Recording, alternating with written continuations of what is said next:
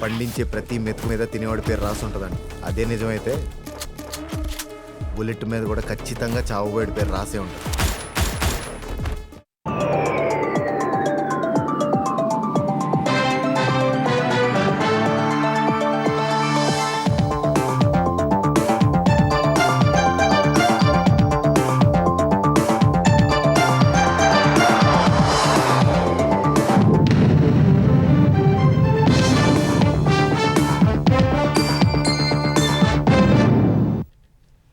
నమస్కారం, ETV news కు స్వాగతం. ముఖ్యాంశాలు. 22A భూముల అంశంపై సీఎం సమీక్ష. ప్రైవేటు భూముల రిజిస్ట్రేషన్లకు ఆటంకాలు ఉండొద్దని ఆదేశాలు. ప్రజలు ఆందోళన చెందవద్దని భరోసా. ఢిల్లీ పర్యటనలో రేవంత్ రెడ్డి. నేడు CWC సమావేశంలో పాల్గొననున్న సీఎం. అర్ధరాత్రి తర్వాత బ్రిటన్కు పయనం. ఇతర రాష్ట్రాలకు ఆదర్శంగా ఏపీ ప్రభుత్వ పాలనా విధానాలు. అమరావతి అభివృద్ధి, స్మార్ట్ గవర్నెన్స్ అద్భుతమంటూ ఢిల్లీ మంత్రి ప్రశంసలు. వెలిగొండ ప్రాజెక్టు నిర్వాసితులకు నేడు పరిహారం పంపిణీ. 1600 కుటుంబాలకు 200 కోట్ల చెక్కులు అందజేయనున్న సీఎం. తెలంగాణలో స్పష్టంగా కనిపిస్తోన్న ఎల్నినో ప్రభావం. 73% వరి పరిమితం. వర్షాభావంతో ఇబ్బంది పడుతున్నామని రైతుల ఆవేదన. రాయలసీమ జిల్లాల్లోనూ తీవ్ర వర్షాభావ పరిస్థితులు. 54% విస్తీర్ణంలోనే పంటల సాగు. నీటిని పరిమితంగా వాడాలని మంత్రి నిమ్మల ఆదేశం. పరీక్షల విధానంలో సమూల మార్పులకు ఎన్టీఏ ప్రకటన. 4 అంచెల్లో ప్రశ్నపత్రాల తనిఖీ. 600 మంది నిపుణుల తొలగింపు. CISF భద్రత. హాకీ ప్రపంచ కప్లో భారత మహిళల జట్టు తొలి విజయం. 6-1 తేడాతో దక్షిణాఫ్రికాపై గెలుపు. పాయింట్ల పట్టికలో అగ్రస్థానం.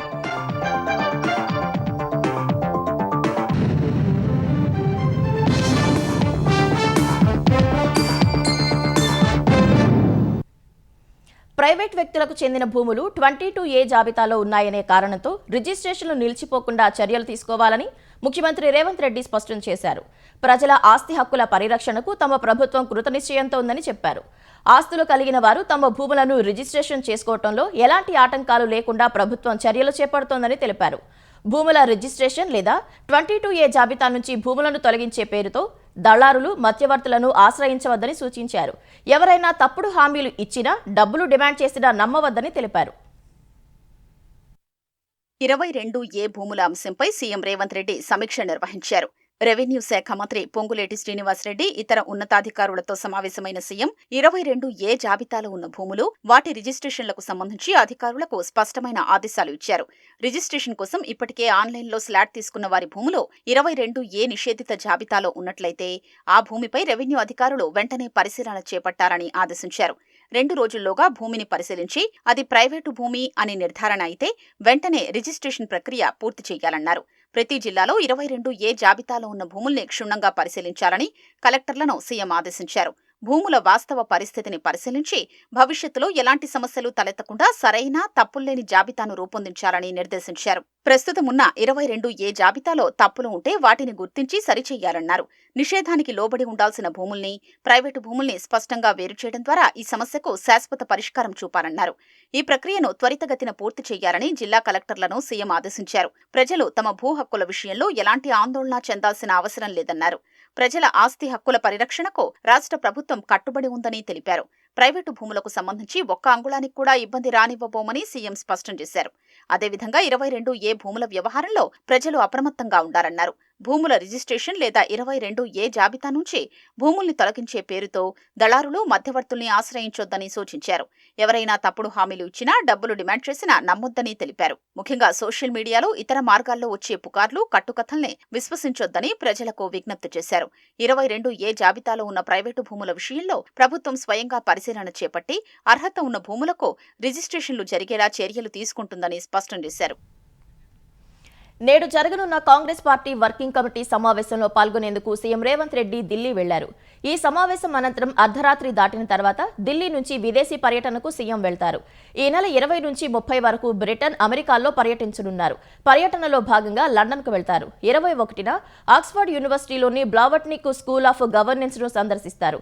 అదే రోజు సాయంత్రం ఎమిరేట్స్ స్టేడియంలో జరిగే ఈపీఎల్ ఫుట్బాల్ ప్రెజెంటేషన్ కార్యక్రమానికి హాజరవుతారు. 22న కేంబ్రిడ్జ్ బృందంతో సమావేశమవుతారు. అనంతరం యూనివర్సిటీ ఆఫ్ లండన్ క్యాంపస్లోని సెనేట్ హౌస్ను, సాయంత్రం లండన్ బిజినెస్ స్కూల్ను సందర్శిస్తారు. 23న లండన్ నుంచి అమెరికాలోని బోస్టన్కు సీఎం ప్రయాణిస్తారు. 24న హార్వర్డ్ యూనివర్సిటీ క్యాంపస్ను, అనంతరం ఎంఐటీ క్యాంపస్ను సందర్శిస్తారు. 25న బోస్టన్లో నార్త్ ఈస్టర్న్ క్యాంపస్ను సందర్శించి అనంతరం వర్జీనియా టెక్ యూనివర్సిటీ బృందంతో సమావేశమవుతారు. 26న న్యూయార్క్లో ఇండియన్ ఓవర్సీస్ కాంగ్రెస్ నిర్వహించే మీట్ అండ్ గ్రీట్ కార్యక్రమంలో పాల్గొంటారు. 29న న్యూయార్క్ నుంచి హైదరాబాద్కు తిరుగు ప్రయాణం అవుతారు. రైతులు సాగుతో పాటు పాడిపైన దృష్టి పెట్టాలని తెలంగాణ వ్యవసాయ శాఖ మంత్రి తుమ్మల నాగేశ్వరరావు సూచించారు. రంగారెడ్డి జిల్లా రాజేంద్రనగర్లో ఉద్యాన వర్సిటీలో పర్యటించిన మంత్రి 10 కోట్ల రూపాయలతో నిర్మించనున్న రీసెర్చ్ కేంద్రం నిర్మాణానికి భూమి పూజ చేశారు. ఎంఏపీఆర్ఎస్ నర్సరీ యూనిట్ను ప్రారంభించారు. ఈ సందర్భంగా ప్రత్యామ్నాయ పంటలపై రైతులకు అవగాహన కల్పించాలని శాస్త్రవేత్తలకు తుమ్మల సూచించారు. రసాయన ఎరువులు అవసరం లేని విత్తనాలను అభివృద్ధి చేయాలని కోరారు. ప్రస్తుతం రైతు దినచర్య నుంచి పాడి మాయమైందని మంత్రి ఆవేదన వ్యక్తం చేశారు. ఆంధ్రప్రదేశ్ ప్రభుత్వ పాలనా విధానాలు, అమలు చేస్తున్న సంస్కరణలు సత్ఫలితాలనిస్తూ ఇతర రాష్ట్రాలకు ఆదర్శంగా నిలుస్తున్నాయి. అమరావతి అభివృద్ధి, పారిశ్రామిక విధానాలు, స్మార్ట్ గవర్నెన్స్ అద్భుతమంటూ ఢిల్లీ ప్రభుత్వం ప్రశంసలు కురిపించింది. మంత్రులు లోకేష్, భరత్తో సమావేశమైన ఢిల్లీ ప్రభుత్వ ప్రతినిధుల బృందం ఏపీ ప్రభుత్వ విధానాలపై అధ్యయనంతో పాటు పెట్టుబడుల ఆకర్షణ, డేటా ఆధారిత పాలనపై చర్చించింది. పబ్లిక్ ప్రైవేట్ భాగస్వామ్యంలో ఏపీ దేశానికే మార్గదర్శిగా నిలుస్తోందని ఢిల్లీ ప్రభుత్వ ప్రతినిధులు కితాబిచ్చారు. సచివాలయంలోని రియల్ టైమ్ గవర్నెన్స్ కేంద్రంలో మంత్రులు లోకేష్, టీజీ భరత్తో ఢిల్లీ ప్రభుత్వ ప్రతినిధులు సమావేశమయ్యారు.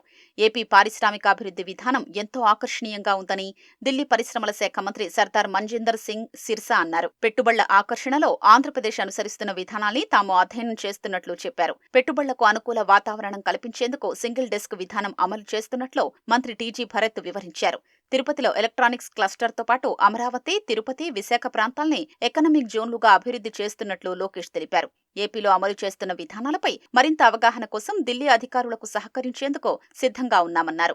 ఏపీ స్మార్ట్ గవర్నెన్స్ విధానాలపై ఢిల్లీ ప్రతినిధుల బృందం ప్రత్యేక ఆసక్తి కనబర్చింది. ప్రభుత్వంలోని వివిధ శాఖల సమాచారాన్ని అనుసంధానం చేసి డేటా లేక్ ఏర్పాటు చేసినట్లు మంత్రి లోకేష్ తెలిపారు. పలు వనరుల నుంచి సమాచారాన్ని సేకరించి నిరంతరం విశ్లేషించడం ద్వారా పాలనను మరింత సమర్థవంతంగా నిర్వహిస్తున్నట్లు చెప్పారు. ప్రభుత్వ పథకాలపై ప్రజల నుంచి ఫీడ్బ్యాక్ తీసుకుని పనితీరును ఎప్పటికప్పుడు అంచనా వేస్తున్నట్లు వివరించారు. మంత్రుల నుంచి కింది స్థాయి ఉద్యోగుల వరకు పనితీరును పరిశీలిస్తూ ర్యాంకింగ్ విధానం అమలు చేస్తున్నామన్నారు. ఏపీ ప్రభుత్వం డేటాను సమర్థంగా వినియోగించుకుని మంచి ఫలితాలు సాధిస్తోందని ఢిల్లీ మంత్రి ప్రశంసించారు. డేటా ఆధారిత పాలన, స్మార్ట్ గవర్నెన్స్ లో ఏపీ అనుభవం తమకు ఎంతో ఉపయోగపడుతోందని చెప్పారు. ఈ రంగంలో ఏపీ బృందాన్ని ఢిల్లీకి పంపి తమ అధికారులకు విధానాల్ని వివరించాలని కోరారు. అమరావతి రాజధాని నిర్మాణ పనుల్ని చూసి ఆశ్చర్యానికి గురైనట్లు ఢిల్లీ మంత్రి సర్దార్ మంజిందర్ సింగ్ సిర్సా అన్నారు. భవిష్యత్తులో అమరావతి ప్రపంచంలోని గొప్ప నగరాల్లో ఒకటిగా నిలుస్తుందని అభిప్రాయపడ్డారు. సీఎం చంద్రబాబు విజన్ ను ప్రశంసించడంతో పాటు ఆయన్ను విశ్వవిద్యాలయంతో పోల్చారు. ఎలాంటి వివాదాలకు తావు లేకుండా మెగా డిఎస్సీ ద్వారా 16,000కు పైగా పోస్టుల్ని పూర్తి చేశారంటూ లోకేష్ ను ఢిల్లీ మంత్రి కొనియాడారు. ఢిల్లీలో ఉపాధ్యాయుల నియామక ప్రక్రియ కోర్టు కేసులు, ఫిర్యాదులతో సంక్లిష్టంగా మారుతోందని తెలిపారు.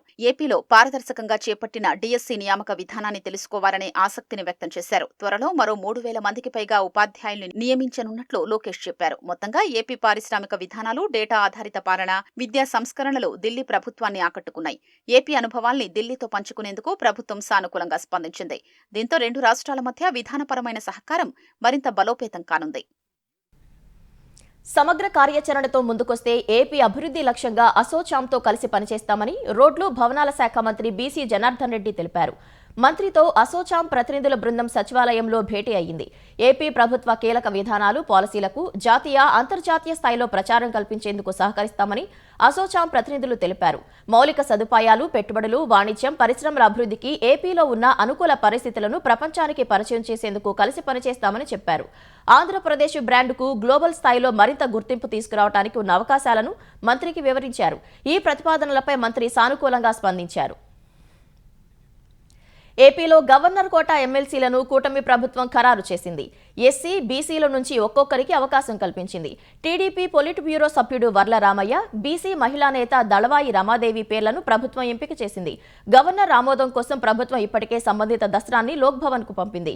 ఎమ్మెల్సీగా అవకాశం కల్పించినందుకు రమాదేవి కుటుంబ సభ్యులతో కలిసి టీడీపీ కార్యనిర్వాహక అధ్యక్షుడు నారా లోకేష్ ను మర్యాదపూర్వకంగా కలిశారు. శాసన మండలి సభ్యురాలిగా అవకాశం కల్పించినందుకు లోకేష్ కు ఆమె కృతజ్ఞతలు తెలిపారు.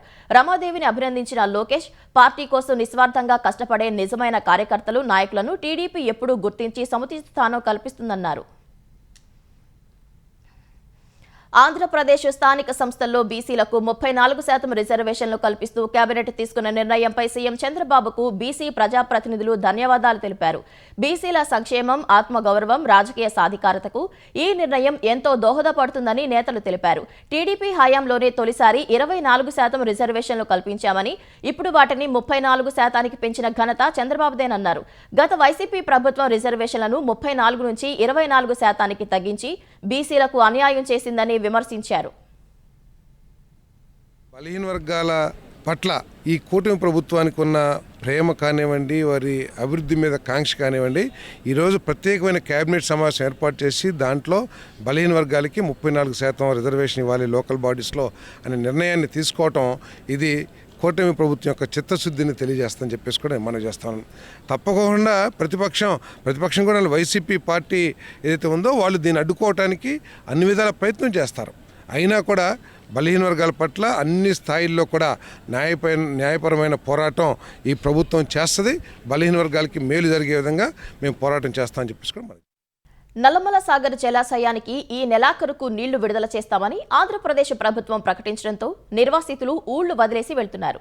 ఇప్పటికే 2565 కుటుంబాలకు సుమారు 318 కోట్లను పరిహారంగా ప్రభుత్వం చెల్లించింది. మిగతా కుటుంబాలకు సోమవారం లోపు ప్యాకేజీ సొమ్ములు చెల్లించేందుకు ఏర్పాట్లు చేసింది. నేడు వెలిగొండ ప్రాజెక్టు నిర్వాసితుల్లో 1600 కుటుంబాలకు 200 కోట్ల పరిహారాన్ని అందజేయనున్నారు. నల్లమల సాగర్ జలాశయానికి ఈ నెలాఖరున నీళ్లు విడుదల చేస్తామని ఏపీ ప్రభుత్వం ఇప్పటికే ప్రకటించింది. ఈ జలాశయం 15 లక్షల మంది దాహార్తి తీర్చనుంది. 4,47,000 ఎకరాలకు సాగునీరు అందించనుంది. పునరావాస ప్యాకేజీ నిధులు, ఇంటి పట్టాల పంపిణీ ప్రక్రియ తుది దశకు చేరుకుంది. ఉమ్మడి ప్రకాశం జిల్లాలో మొత్తం మీద 7,321 నిర్వాసిత కుటుంబాలు ఊళ్లను ఖాళీ చేస్తున్నాయి. వీటిలో వన్ టైం సెటిల్మెంట్ కు అంగీకరించిన కుటుంబాలు మినహా మిగతా వారికి ఇళ్ల స్థలాలను సర్కారు కేటాయించనుంది. ఆయా కాలనీల్లో వసతులు కల్పించి ఇళ్ల స్థలాలను సిద్ధం చేసింది. దేవరాజుగట్టు కాలనీలోని మరో 15 ఎకరాల్లో పట్టాలిచ్చేందుకు భూసేకరణ వేగంగా సాగుతోంది. ఇప్పటికే అక్కడ 54 ఎకరాలు తీసుకుని ఇంటి స్థలాల పట్టాలు ఇచ్చేందుకు లేఅవుట్ ను సిద్ధం చేసింది. 3,961 కుటుంబాలకు ఏపీ ప్రభుత్వం 7 పునరావాస కాలనీలు ఏర్పాటు చేసింది. ప్యాకేజీ సొమ్ములు చెల్లించి పట్టాలు అందజేయనుంది. మిగతా 3,360 కుటుంబాలు వన్ టైం సెటిల్మెంట్ కు అంగీకారం తెలిపాయి. వీటికి ప్రభుత్వం 12.5 లక్షల రూపాయలు చెల్లిస్తోంది. మొత్తంగా 2,565 కుటుంబాలకు పరిహారం అందించింది. మరో 2,865 కుటుంబాలకు ప్యాకేజీ బిల్లులను అప్లోడ్ చేసింది. మిగతా 1,891 కుటుంబాలకు బిల్లుల అప్లోడ్ ప్రక్రియ సాగుతోంది. ఇప్పుడిప్పుడే కొన్ని కుటుంబాలు కన్నీళ్లతో గ్రామాలను వీడుతున్నాయి. ఎక్కువ మంది అద్దె ఇళ్లు వెతుక్కుంటుండగా మిగతా వారు బంధువుల నివాసాల్లో తలదాచుకుంటున్నారు. వెలిగొండ ప్రాజెక్టు నిర్వాసితుల్లో 1600 కుటుంబాలకు 200 కోట్ల పరిహారాన్ని నేడు అందజేయనున్నట్లు మంత్రి నిమ్మల రామానాయుడు తెలిపారు. రాష్ట్ర సచివాలయంలో కొంతమంది రైతులకు సీఎం చంద్రబాబు చెక్కులు పంపిణీ చేస్తారని వెల్లడించారు. రాయలసీమ జిల్లాల్లో ఈ నెలంతా వర్షం కురిసే అవకాశం లేదని వాతావరణ శాఖ అంచనా వేసింది. సూపర్ ఎల్నినో ప్రభావం ఆగస్టు, సెప్టెంబర్ నెలల్లో ఎక్కువగా ఉంటుందని ఇప్పటికే శాస్త్రవేత్తలు చెప్పారు. వచ్చే ఏడాది జనవరి వరకు సూపర్ ఎల్నినో ఉంటుందని, తద్వారా సాధారణాన్ని మించిన ఉష్ణోగ్రతలు నమోదవుతాయని సముద్ర వాతావరణ అధ్యయన శాస్త్రవేత్తలు ప్రకటించారు. రాష్ట్ర వ్యాప్తంగా లోటు వర్షపాతం నమోదు కాగా ఇప్పటి వరకు ఖరీఫ్ పంటలు కేవలం 54% విస్తీర్ణంలో మాత్రమే సాగులోకి వచ్చాయి. ఉమ్మడి అనంతపురం జిల్లాల్లో కేవలం 45% విస్తీర్ణంలో మాత్రమే సాగు చేయగలిగారు. జూన్లో వేసిన పంటలు ప్రస్తుతం తీవ్ర బెట్ట పరిస్థితిలో ఎండిపోతున్నాయి. రైతులు విత్తనం వేయటానికి రోజు ఆకాశం వైపు చూడటం తప్ప చినుకు నేల రాలడం లేదు. గత 4 దశాబ్దాల్లో ఎన్నడూ చూడనంతగా తీవ్ర వర్షాభావ పరిస్థితులు ఎదురయ్యాయని వ్యవసాయ వాతావరణ శాస్త్రవేత్తలు తెలిపారు. అందుబాటులో ఉన్న పరిమిత నీటిని తాగునీటి అవసరాలకు చెరువులు నింపేందుకు వినియోగించాలని ఏపీ జలవనరుల శాఖ మంత్రి నిమ్మల రామానాయుడు అధికారులను ఆదేశించారు. తుంగభద్ర డ్యాంలో నీటి లభ్యత, రాయలసీమ తాగునీటి అవసరాలపై మంత్రి క్యాంపు కార్యాలయంలో సమీక్ష నిర్వహించారు. ఎల్నినో వంటి ప్రతికూల పరిస్థితుల నేపథ్యంలో ఎల్ఎల్సీ, హెచ్ఎల్సీ నీటి కేటాయింపులు, వినియోగంపై అధికారులు, ఎమ్మెల్యేలతో చర్చించారు. ఈ ఏడాది తుంగభద్ర డ్యాంలోకి 105 టీఎంసీల నీరు మాత్రమే వచ్చే అవకాశం ఉందని, అందులో ఏపీ వాటా 32.9 టీఎంసీలుగా అంచనా వేస్తున్నట్లు అధికారులు తెలిపారు. ఏపీ వాటాలో హెచ్ఎల్సీకి 11.88, ఎల్ఎల్సీకి 16.09, కేసీ కెనాల్కు 4.95 టీఎంసీలు కేటాయింపులు ఉంటాయని వివరించారు. 2027 జూలై వరకు రాయలసీమలో తాగునీటి ఎద్దడి రాకుండా చర్యలు చేపట్టాలని సీఎం చంద్రబాబు ఆదేశించారని నిమ్మల తెలిపారు. ఎల్నినో పరిస్థితిలో తాగునీటికి ప్రాధాన్యత ఇవ్వాలని కేంద్రం సూచించిందని, విపత్కర పరిస్థితుల్లోనూ రాయలసీమకు నీరందించేందుకు సమర్థవంతమైన వాటర్ మేనేజ్మెంట్ చేపడుతున్నామని మంత్రి వెల్లడించారు. తెలంగాణపై ఎల్నినో ప్రభావం స్పష్టంగా కనిపిస్తోంది. సరైన వర్షాలు పడక అన్నదాత దిగాలు పడుతున్నాడు. ఆగస్టు 3వ వారంలోనూ రైతులు ఇంకా నాట్లు వేస్తూనే ఉన్నారు. ఇప్పటికే 87% విస్తీర్ణంలోనే పంట సాగు మొదలైంది. హన్మకొండ జిల్లాలో అత్యధికంగా 45.95% లోటు వర్షపాతం నమోదైంది. ఈ పరిస్థితుల్లో సెప్టెంబర్లోనూ వర్షాభావం ఏర్పడితే మరిన్ని ఇబ్బందికర పరిస్థితులు ఎదుర్కోవాల్సి వస్తుందని రైతులు ఆందోళన చెందుతున్నారు. వానాకాలం సీజన్లో సగం రోజులు గడిచిపోయినా తెలంగాణలో ఇంకా పంటల సాగు పూర్తి కాలేదు. మొత్తం పంట విస్తీర్ణంలో 87.67% పూర్తయింది. ప్రధాన పంట వరి 73%కే పరిమితమైంది.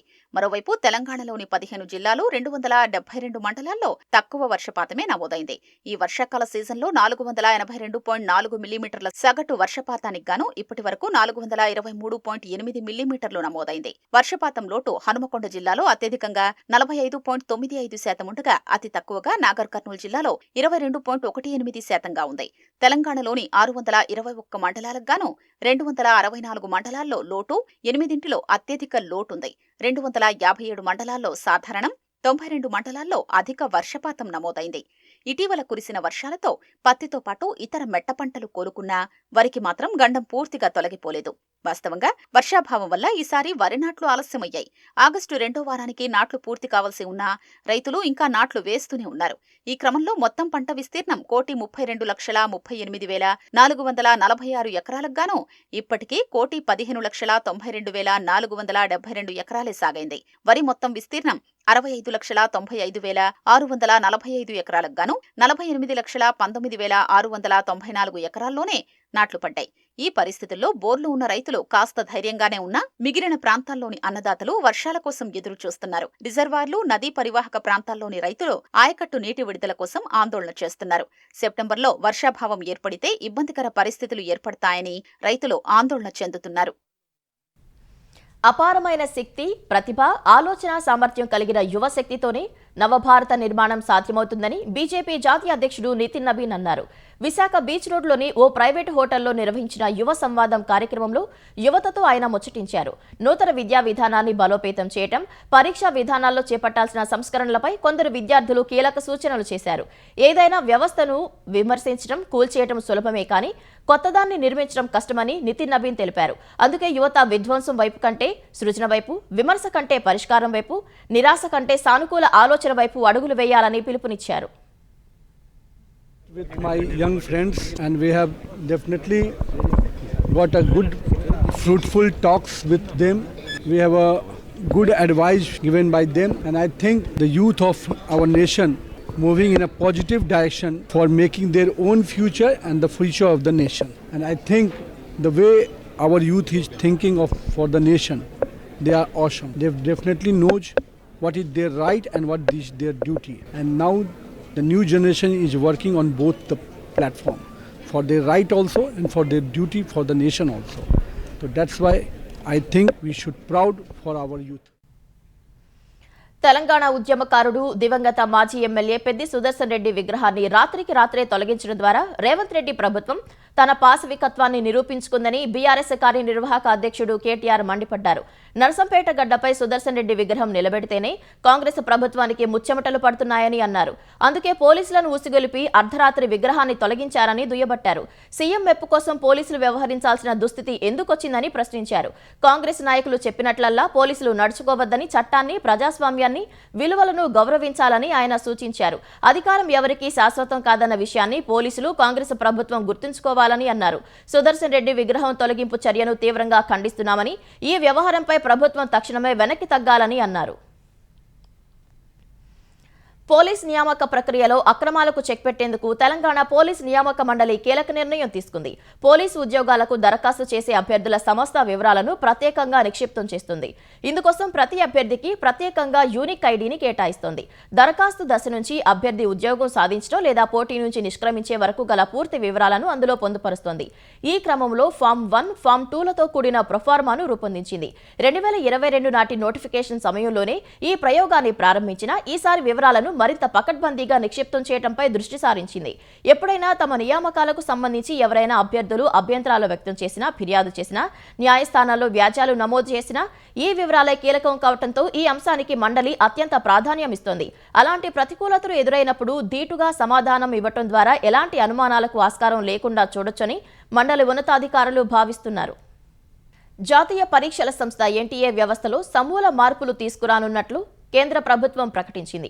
4 అంచెల్లో ప్రశ్నాపత్రాల తనిఖీ, 600 మంది నిపుణుల్ని తొలగించి వారి స్థానంలో కొత్తవారిని తీసుకోవటం, కార్యాలయాలకు CISF భద్రత కల్పించడం వంటివి దీనిలో ఉన్నాయి.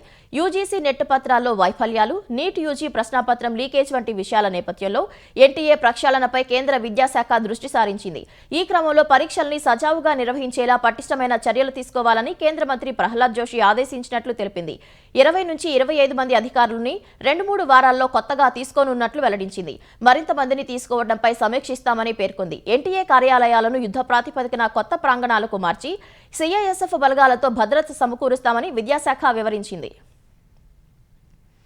2014 నుంచి పబ్లిక్ సర్వీస్ కమిషన్ TDPL నిర్వహించిన పరీక్షలన్నింటినీ రద్దు చేస్తున్నట్లు ఇటీవల ప్రకటించిన జార్ఖండ్ ప్రభుత్వం కీలక నిర్ణయం తీసుకుంది. నిరుద్యోగుల ఆందోళనల నేపథ్యంలో రాష్ట్ర ప్రభుత్వం మంగళవారం రాత్రి 44 నియామక పరీక్షలను రద్దు చేస్తూ 8 నోటిఫికేషన్లను జారీ చేసింది. రద్దయిన పరీక్షల్లో 2014 నుంచి JPSC, TDPL నిర్వహించిన పరీక్షలన్నీ ఉన్నాయని ప్రభుత్వం స్పష్టం చేసింది. డ్రగ్ ఇన్స్పెక్టర్లు, అసిస్టెంట్ ప్రొఫెసర్లు, డిప్యూటీ కలెక్టర్లు, డెంటల్ డాక్టర్లు, అసిస్టెంట్ ఇంజనీర్లు, సివిల్ జడ్జిలు, అదనపు పబ్లిక్ ప్రాసిక్యూటర్లు, ఫారెస్ట్ రేంజ్ అధికారులు సహా తదితర నియామక పరీక్షలు రద్దయిన వాటిలో ఉన్నాయి. అంతేకాకుండా పరీక్షల్లో అక్రమాలపై విచారణను వేగవంతం చేసేందుకు రాష్ట్ర ప్రభుత్వం చర్యలు చేపట్టింది. JPSC, TDPL అక్రమాల కేసుల విచారణ కోసం ప్రత్యేకంగా ఫాస్ట్ ట్రాక్ కోర్టును ఏర్పాటు చేయాలని హైకోర్టును కోరనున్నట్లు ప్రభుత్వం పేర్కొంది. మరోవైపు నియామక సంస్థల ప్రక్షాళన కోసం సీనియర్ IAS అధికారి అమితాబ్ కౌశల్ నేతృత్వంలో ఏర్పాటైన కమిటీ 2 నెలల్లోగా ప్రభుత్వానికి నివేదిక సమర్పించనుంది. ఢిల్లీ జల్ బోర్డు కుంభకోణం కేసులో ఏసీబీ దూకుడు పెంచింది. మురుగునీటి శుద్ధి కేంద్రాల టెండర్ల ప్రక్రియలో భారీ అవకతవకలకు పాల్పడ్డారనే ఆరోపణలతో ఢిల్లీ మాజీ మంత్రి సత్యేందర్ జైన్ను అరెస్ట్ చేసింది. ఆయనతో పాటు డీజేబీ మాజీ CEO, IAS అధికారి ఉదిత్ ప్రకాష్ రాయ్ సహా మొత్తం 6గురిని ఏసీబీ అధికారులు అదుపులోకి తీసుకున్నారు. విజిలెన్స్ డైరెక్టరేట్ ఫిర్యాదు మేరకు 2024 మే 11న ఏసీబీ ఈ కేసును నమోదు చేసింది. యూరైటెక్ ఎన్విరాన్మెంట్ ప్రైవేట్ లిమిటెడ్ అనే సంస్థకు లబ్ధి చేకూర్చేలా టెండర్ నిబంధనల్లో మార్పులు చేసినట్లు దర్యాప్తులో వెల్లడైంది. ఈ కుట్రల వల్ల ప్రభుత్వ ఖజానాకు భారీ నష్టం వాటిల్లినట్లు అధికారులు గుర్తించారు. ప్రభుత్వ అధికారులు, ప్రైవేటు వ్యక్తులు టెండర్ల పత్రాలు, నిబంధనలను ముందుగానే పంచుకున్నట్లు ఎలక్ట్రానిక్ ఆధారాల ద్వారా ఏసీబీ నిర్ధారించింది. సృజన్హార్, AN కౌంటర్ ఎంటర్ప్రైజెస్ తదితర మధ్యవర్తుల ద్వారా కమిషన్లు, ముడుపులు చేతులు మారినట్లు ఏసీబీ తెలిపింది. ఆంధ్రప్రదేశ్లో ప్రభుత్వ ఉద్యోగాల పేరుతో మోసం చేస్తున్న సలాది రామ్ గోపాల్ అనే నిందితుడిని CID అరెస్ట్ చేసింది. నిందితుడు ministry of health and family welfare డిపార్ట్మెంట్లో ఉద్యోగాలు ఇస్తానని నమ్మించి ఫేక్ ఇంటర్వ్యూ లెటర్లు, నియామక పత్రాలు, ట్రైనింగ్ ఆర్డర్లు జారీ చేశాడు.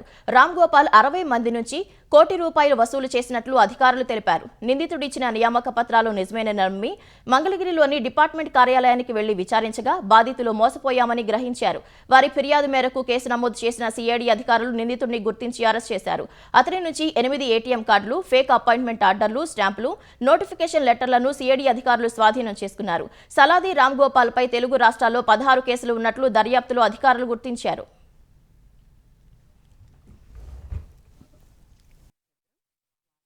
మహిళల హాకీ ప్రపంచ కప్లో భారత మహిళల జట్టు తొలి విజయం నమోదు చేసింది. ఒలింపిక్ రజత పతక విజేత చైనాతో జరిగిన తొలి మ్యాచ్ను 2-2తో డ్రా చేసుకున్న భారత్ రెండో మ్యాచ్లో దక్షిణాఫ్రికాను 6-1 తేడాతో చిత్తుగా ఓడించింది. ప్రపంచ కప్లో భారత జట్టుకు ఇదే అతిపెద్ద విజయం కావడం విశేషం. తొలి క్వార్టర్లో 11వ నిమిషంలో సునీలిటా గోల్ చేయడంతో భారత్ ఆధిక్యంలోకి వెళ్లింది. రెండో క్వార్టర్లో నవనీత్ కౌర్, సుశీలా చాను చెరో గోల్ కొట్టడంతో భారత్ తిరుగులేని ఆధిక్యంలోకి దూసుకెళ్లింది. అనంతరం దీపిక, లాల్ రెమ్సియామి, సాక్షి రాణా తలో గోల్ కొట్టడంతో భారత్ ఘన విజయం సాధించింది. కైలా డీవాల్ 55వ నిమిషంలో గోల్ చేయడంతో దక్షిణాఫ్రికాకు ఆ ఒక్క పాయింట్ దక్కింది. పూల్ డీలో ప్రస్తుతం భారత్ అగ్రస్థానంలో ఉంది. మరోవైపు నేడు సాయంత్రం భారత్ హాకీ పురుషుల జట్టు చిరకాల ప్రత్యర్థి పాకిస్తాన్తో చావో రేవో మ్యాచ్కు సిద్ధమైంది.